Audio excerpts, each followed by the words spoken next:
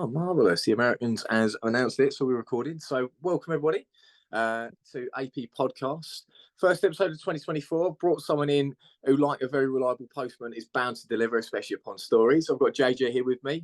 Record is 4 wins, no losses, and 1 draw. Amateur boxer, I do believe. Welcome aboard, JJ. Thank you. Well, I'm Juflor. Well, Juflor Masakidi, but I have, well, as you said, 4 wins, 1 draw. Yeah, and I'm currently an amateur boxer. Yeah. Amazing. So, just to get off the start, really, is there any particular boxer that you aspire to be most, and what kind of style do you like to sort of relate your boxing style to? Oh, would you say in the past or just present now? Could it be? Well, Let's I go have for the 2. past and then present, how it sort of developed. Well, I have 2 that I want to be. I aspire to be. One is Marvin Hagler. Because he's just ruthless. I like him. That he wanted demand respect. He wanted respect, so that's what I feel like in boxing. I want respect, and also right now will probably be Jerome Boost Ennis, if you've heard of him. American boxer. He moves. Oh, his movement is amazing. I think he's the best movement. He's got the best movement in boxing, in my opinion. He has. So I try to be like him as well. I feel like you should liken your boxing style to almost like Mount Everest as well, because it's sort of you just flow like water, just fluid. Now I've seen plenty more of them where that came from. I'm telling you, mate. By the end of this, you go, "What the blooming hell was this?" Do you know what? I've watched some of your sparring content and so forth. I followed you probably from quite closely, and the way you move, fantastic. Do you know what I mean? Like, and I've seen some Mayweather sort of style in there as well. Drop the shoulder, bring the hand back there. That's fantastic. Is there anything that sort of like, do your coaches want you to sort of fight a specific way, or do you sort of like, do you get to choose your own sort of way? Yeah, well, it started out that you have to like almost develop how you fight because everyone's different. So I started off fighting a bit like that, but as you get on with amateur, the coach want to fight you a certain way. I don't like the amateur way. It frustrates me, but I was trying to get it done as soon as possible so I can go pro. But so amateur's way is all fast pace, so it's more in and out. But I like to stay in pocket. I just get missed. Let people miss me and then come back. That's what I like. People hate that, I find as well, and I do find so I've only ever done unlicensed boxing, so just white collar level. But what I've found is if I've come off I've done unlicensed boxing, and I've done white collar, and then now onto amateur. So yeah. How have you found like the sort of unlicensed scene in comparison to the amateur? I'll say unlicensed for me was easier than amateur. I've only had 1 amateur fight, but from that experience and that experience in unlicensed is way different. Because with unlicensed, the pace is slower. Like you're waiting for your opponent, but with amateur, it's all about points, so everyone's rushing in, see how many punches they can get in. And for me, it's not for me. Yeah, that's all I want to get it done as soon as possible. Yeah. How many fights do you want to do before you go pro? Well, I thought that you only had to have 5 fights to go pro for amateur, but when then I was talking to my coach, he said, "Oh, you need 10 fights," and so that put me down a bit. I'm like, "Oh," but I'm like, "I've got 1 in already. I'm gonna see if I can get at least 5, and then I'll probably just try and get pro anyway." Yeah, 100%. I find a lot of it's down to social media exposure as well, isn't it? Sort of thing, getting those sponsorships on board and stuff. Do you have any sponsorships at the moment with amateurs? No, I wish. I'm looking for some, but I've got nothing so far. So hopefully I do get some. Absolutely. And do you know what? It's interesting. So, do you mind me asking how old you are? I'm 21. Yeah. You're going to say you're old now, aren't you? I'm feeling old. Yeah. I started boxing when I was I started when I was 19, and then after that, just developed, and then now we're here. You got an actual sort of sporting athlete sort of background as well. Yeah. Started gym. First, everything started was gym. I started gym, and what year? Around like year 10, I'm pretty sure I started the gym, and then for all that, also meanwhile I play football. I started football before I played gym, but that's where I get my movement probably from football, because with football drills and stuff like in football, and then I translate that to boxing, and that's probably how I got it. Yeah. Well, sort of, I was going to ask if you had any sort of dancing background as well, because obviously the way you move, like Twinkle Toes, do you know what I mean? You know, like Lomachenko, the way he sort of he did dancing before he did boxing, and I was thinking, it's kind of does he no dancing at all? I'll tell you that. I'll tell you that. Not even Saturday Night Fever. No, no, no, no. No. Yeah, that was the first time someone said that. Twinkle Toes. Actually, I did get called Twinkle Toes in the football as well, to be honest, now I think about it. There you go, there you go. What position do you play when you were a footballer? I was playing a winger, so obviously running up and down the pitch, but as that position, I love to do skills. So obviously I've been moving my legs, doing body feints, so that's how it translates into boxing as well, because with them you do boxing football drill, boxing foot drills, and then obviously I just improved on that every day, and just got better at it. Still got a long way to go, but absolutely. Which a lot of people I know. Well, I know one guy. He's pro, so obviously I'm very famous. So I know a few people who've like gone from the white collar circuit down into, or the unlicensed circuit, into amateurs, then straight into professional as well. One of which is actually quite a good friend of mine, Toby Vermier. So he went from, I believe, like over 20 stone down to obviously his fighting weight now in the space of 2 years, and then went into amateur boxing for 10 fights, and then straight into, he's just had his first professional fight just off the back of last year. And another fighter as well, female fighter, Stevie Levy. She started boxing when she was 15, did the white collar circuit, did a bit of amateurs, and then straight into professional. So it's becoming really, really common over the last sort of 10, 15 years. People have gone from unlicensed to amateur to professional as well. I mean, what made you think about going pro? what do you think about going pro? I mean, I think like that was the plan it wasn't a plan when I started. When I started boxing, it was just for fitness. I told people, I'm just going there for fitness, just to learn how to fight, defend myself. And then after that, I fell in love with it, getting better and better. And then soon enough, I'm like, you know what, I do want to fight. And it was only last year when I had my first fight, which was was it March? I think it was. I think it was in March, my first fight. I'm pretty sure it was in March because I had my first. Yeah, it was in March. My first white collar was in March, and then I had another one in March as well, because I had back to back. I fought in a white collar, and then they rang me up again to fight a week after another white collar event in Liverpool. So I fought there, and then I hadn't. My coach put me an unlicensed fight in July, pretty sure, and I fought away in Nottingham. And then I had another, and then my coach booked me another fight for Cage Steel, if you know about Cage Steel.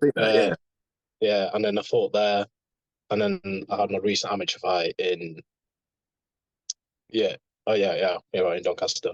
But yeah, I don't know. I always wanted to go pro though. That's the thing. I feel like my fighting ability is for all pros. I feel like I last longer in the rounds. Like as I was saying with amateur, I don't like amateur because it's too fast. But with pros, it's easier for me because as the round goes on, I get better and better and better. So I just feel like my fitness is getting better every round. So I can't really show my abilities for like 2 rounds or 3 rounds. I just want the rounds to go more, and I go, okay, I'm happy now. I'm ready. I'm confident. But yeah, that's it. Take me to deep waters. No swimming bans allowed. Pretty much. I'm also auditioning for a reality TV show at the moment. I'm only joking. That's ADHD. That is. I'd get nowhere. So I'm too inappropriate. So what I would say is as well, like off the back of that as well, a lot of people have told me this as well. In terms of like the amateur style, as you say, it's fast paced, it's proper quick, and then obviously you go into professional, and it almost not necessarily resets, but it changes pace again, doesn't it? It's a little bit slower. You have a lot more time to ease into the rounds, 3-minute rounds and stuff. And I feel that there's less panic almost to get your shots off, isn't there? As you say. Yeah, it's less panic. It's more of a chess game when you go in professional. Like, I've got one of my mates that I spar, and we're literally like, it's like a chess game, me and him. We're trying to figure, all right, I know kind of shots he throws. So I'm like, all right, I know he's going to throw this if I do this, and I got to do this, I got to do that.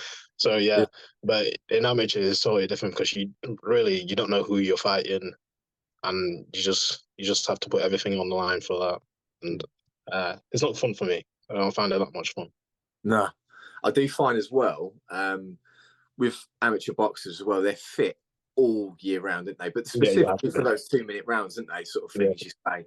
And I've seen some events. Have you ever thought about like competing at sort of like box cups as well? Maybe doing sort of a few competitions before you turn pro. yeah, that was a plan as well. I wanted to get a few belts before I turned pro, which would have helped. Well, would help for the pro game to get promoters and stuff like that. So yeah, that is a plan as well. Definitely. Either that or just cause controversy. Do you know what I mean? Get a few headbutts and elbows. Yeah, cheers. Do a KSI, do I some don't star think jump and elbow your opponent. No, no. I don't think I'll maybe go pro, but yeah.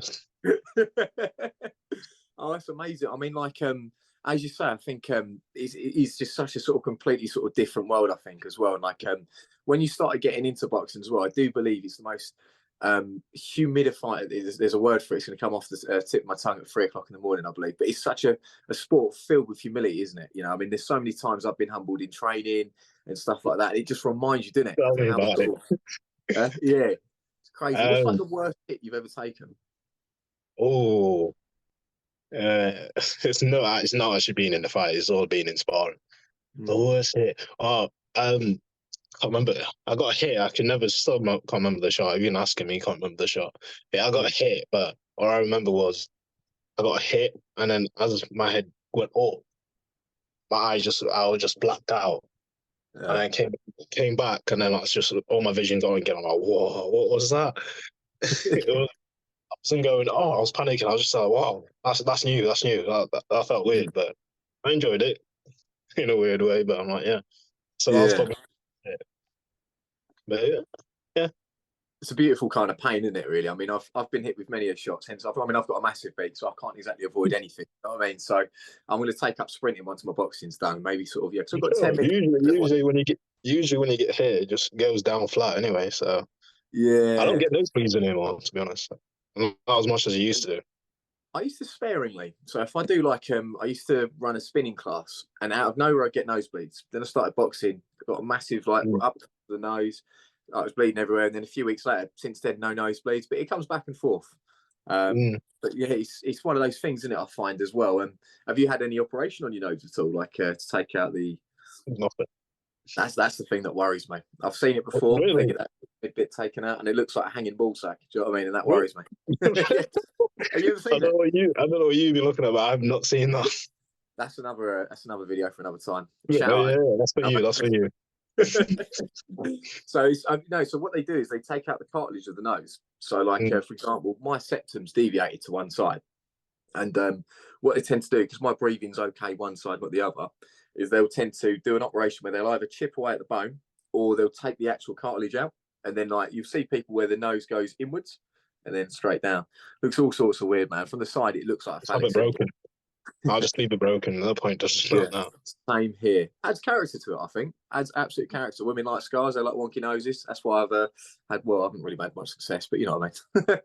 If my fiance does say my nose is kind of broken. I don't know if it is or not, but Mine sounds like a whistle. Yeah, like the old steam trains. It's just like. The other day, yeah, my friend sat around. He looks at me, went, "Bloody hell, your nose is fucked." And I was like, oh, "Thanks, mate. Yeah, that's cool. Appreciate that." yeah, yeah. But yeah, as you say, it's like some of the shots you take in boxing. I mean, for me, even as a recent, like some body shots I've taken, like so I whipped in a left body shot to a rib. You Yeah. don't realise it at the time. Then you come away from it, like, bloody, that's a bit inflamed, or that's a bit out of place, or the same with the nose as well. Like, it's some shots they just catch you by surprise. I've never experienced it in fighting, fortunately, but sparring, oh yeah, one too many. That's what I'm saying. Sparring's worse than a fight, to be honest. Because in a fight, you're just prepared. You're like, oh, yeah, I've done all the things I can do. I'm ready for the fight. But in sparring, you're just constantly getting beaten up. Yeah. That's the thing. I mean, I don't rarely get beaten up, but when you do, you just know about it. Oh, absolutely. And like, do you find a lot of people, like especially when it comes to amateur boxing as well, do you find the judge? I mean, have you seen a few other amateur shows aside, obviously the ones you've competed on, and have you found like the judge a little bit sort of questionable at times as well? Yes, Mm. very, very.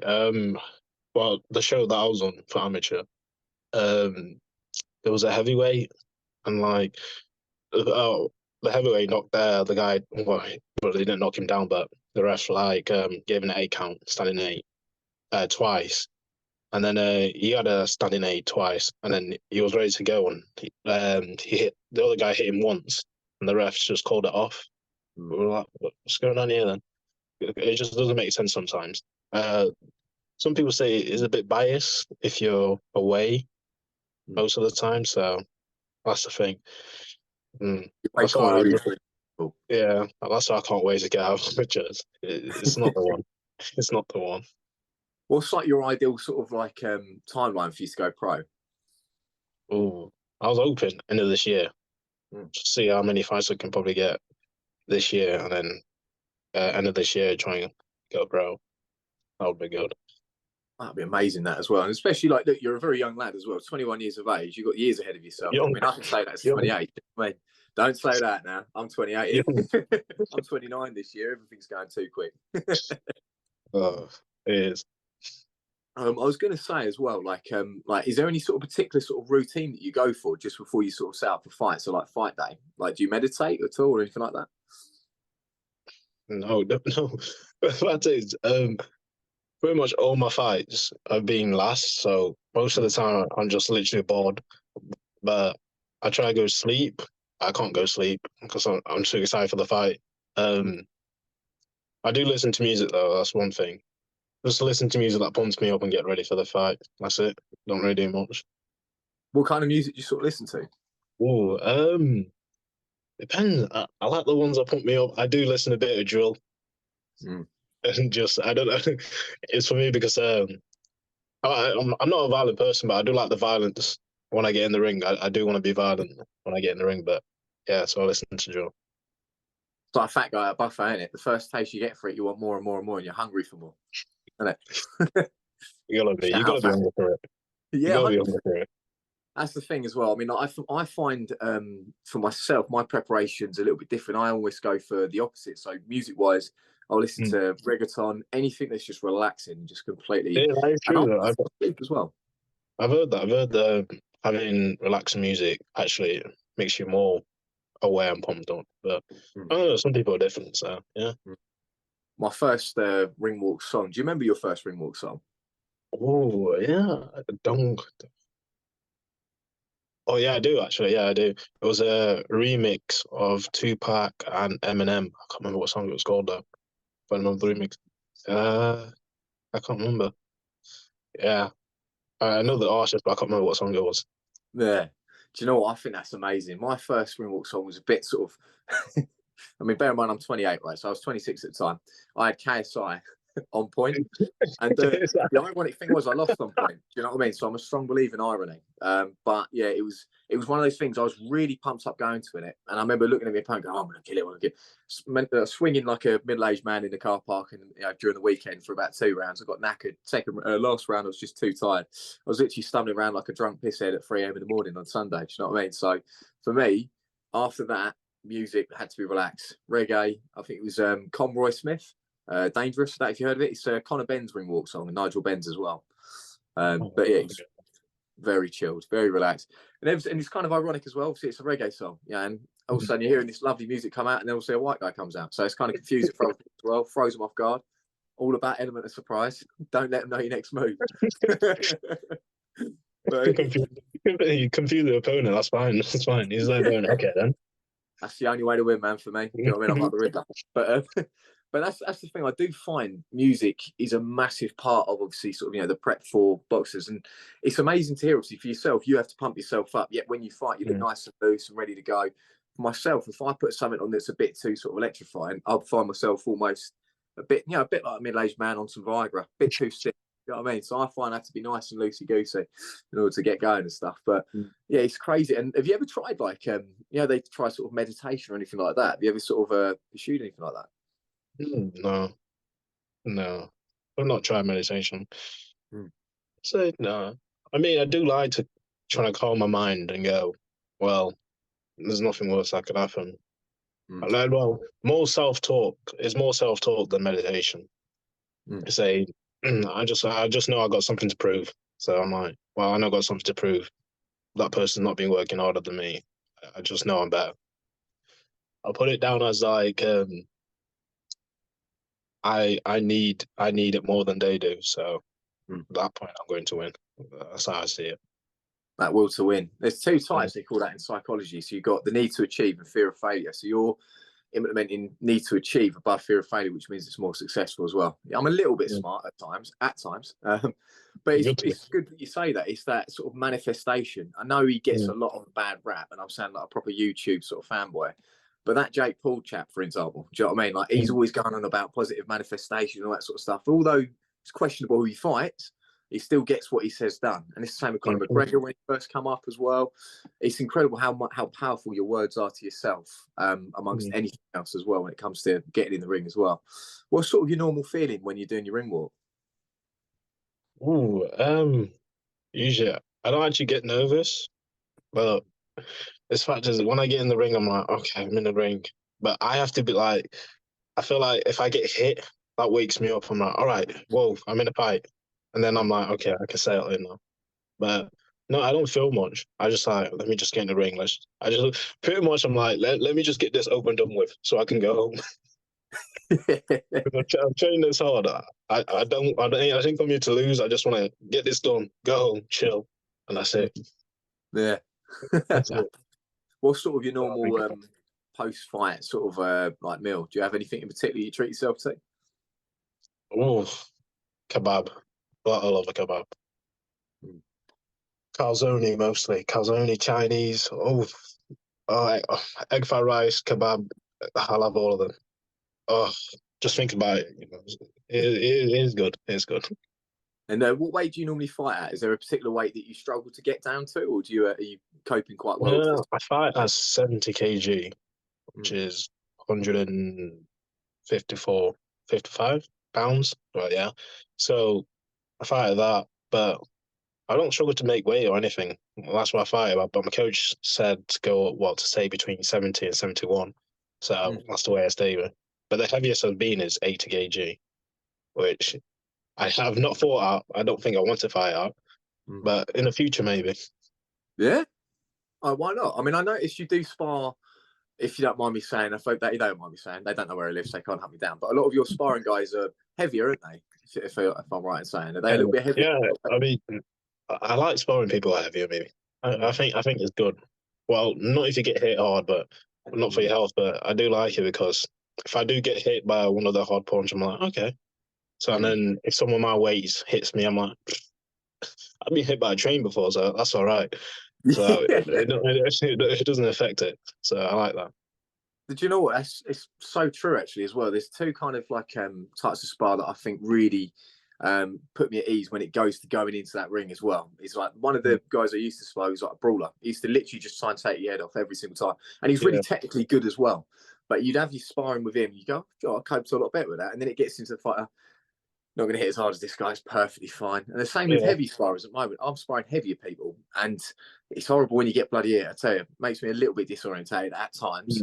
But like when you get into some of your sort of weight class and that stuff, although they can move a little bit quicker. Yeah. Nice. It doesn't affect you. It doesn't affect you. Yeah, that's how it is. I like that. That's the best thing, I think, massively. And then occasionally you can get again just sort of squeeze a couple of elbows in and stuff. It's all fair in love and war. No. I don't fight like that, by the way. Not even slightly. I haven't got the brains to. Have you ever? I know you fought on a cage show. That show itself, was that like mixed martial arts fights as well? Yeah. You ever considered doing anything?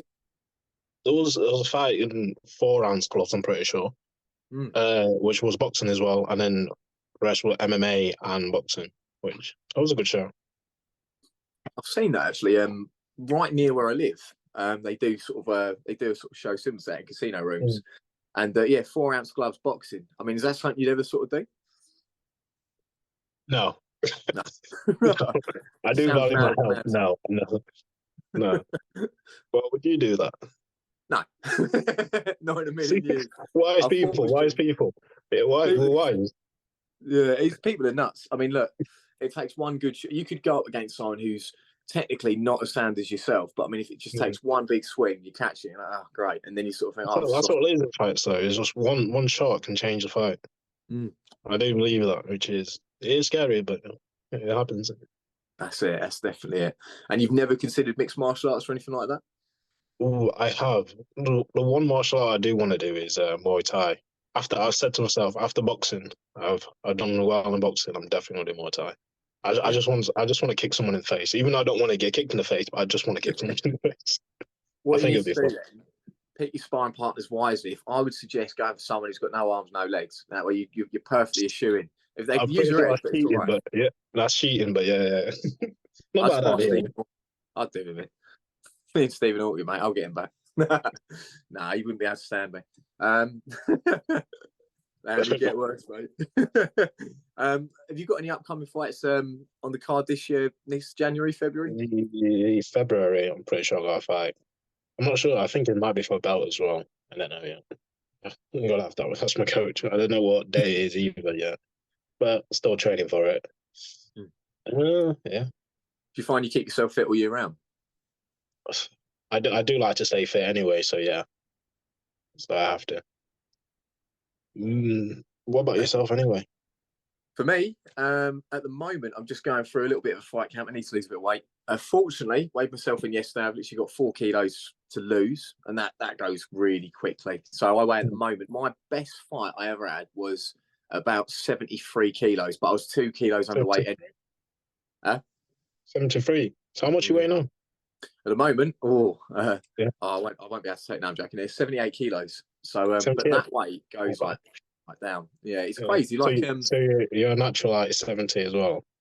I'd Wow. say, yeah, I'd say I would naturally sit around if I kept the diet on point all year round, about 75 kilos, like That's not easy. bad. I'm naturally an exomorph, so like naturally a skinny bloke.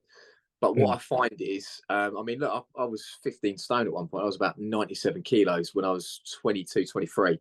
And that's just because I loved food. I loved drinking. I loved booze. Do you know what I mean? It was Mm. booze, that is, not boobs. I had boobs. But it was one of those things. I was just absolutely heavy. Do you know what I mean? It was one of those things, like Norbert. I felt like a little bit like a white version of Norbert at that time, Norbert going into orbit. I had my own gravitational pull. I think that's how I actually met my missus. Actually, she couldn't get away from it at the time. I was just so big.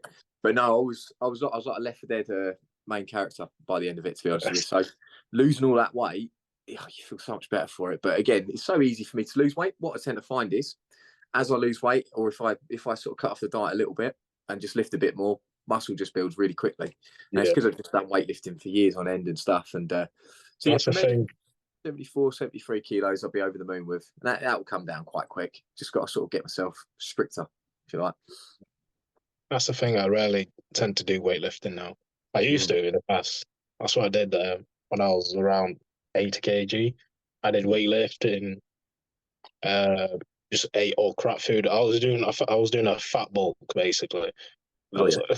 eating as much as I can. But the fact is, I didn't get fat. I was just looking more bigger. I just bulked up. But I can't do that again. I don't even know how I did that. Just eating as much as I can. I rarely can eat as much.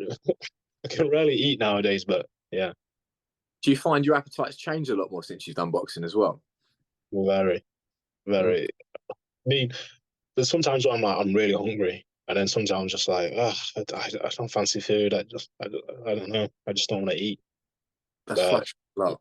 you gotta eat. Would you do sort of work-wise alongside your boxing? Right now, I'm not working right now because just taking a lot of rest because Mm. I've been working for quite a while before boxing. Mm. Uh, I'll probably go back into it soon though. I need to, and then yeah, so really. Might be worth looking at, like, mate, I'm sounding like an employment advisor now. This is terrible. But it might be like worth looking into doing your sort of PT as well and sort of transferring that, sort of what you do training-wise. I do have a qualification for personal trainer, but that was Yeah. the plan. That was the plan at first to go to Mm. personal training, and I'm like, I just realized I don't really like people that much. Do you know the amount of boxes you tell me that? Loads. I don't really like people that much to go do personal training, Mm. and then them going, oh, I don't want to come in. I don't want to do that. It wouldn't stress me out. It'd just be like, do you really want to do? Do you want to get fit? Do you?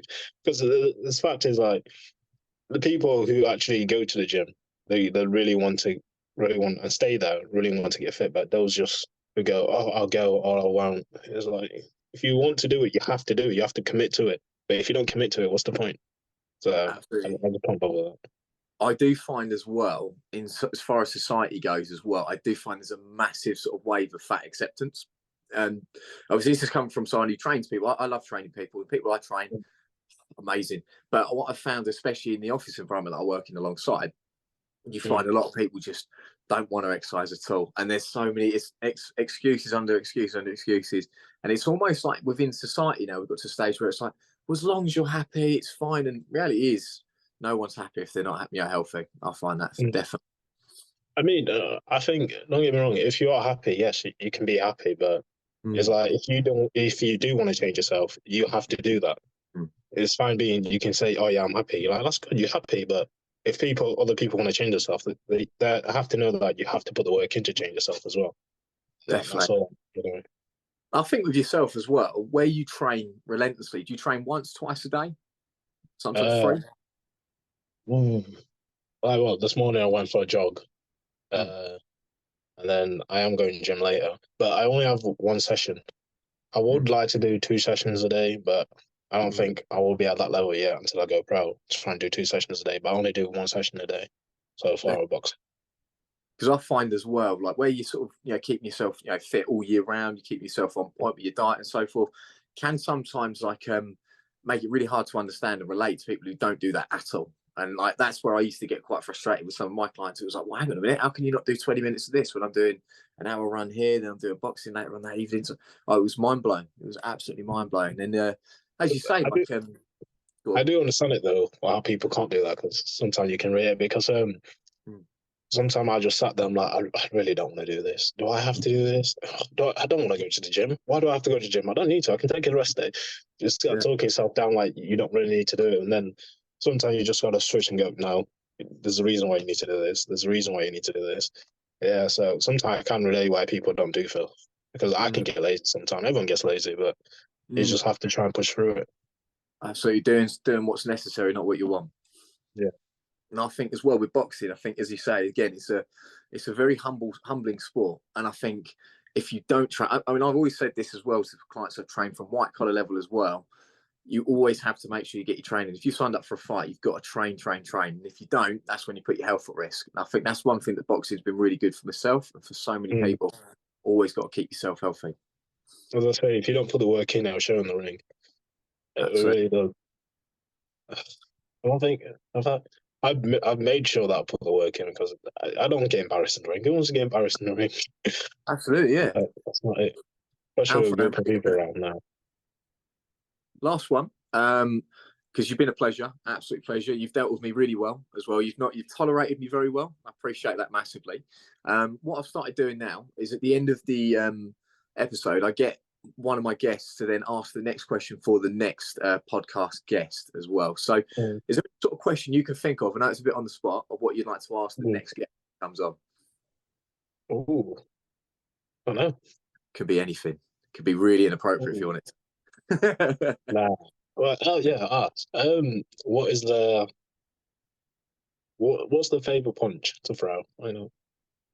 It's a good one, actually. Do you know what, though? What I'll have is, I'll have someone in who doesn't want to tell me because they've got a fight coming up, but it doesn't matter because I'll put it in anyway. No. That's what he said. Yeah. All right. Well, look, thank you so much for today, JJ. I really appreciate it. This has been another episode of AP Podcast. We've just had JJ with ourselves. He's got a fight onwards and upwards in about February time as well. He's looking at going pro. I wish him all the best. And it's been a pleasure having you on.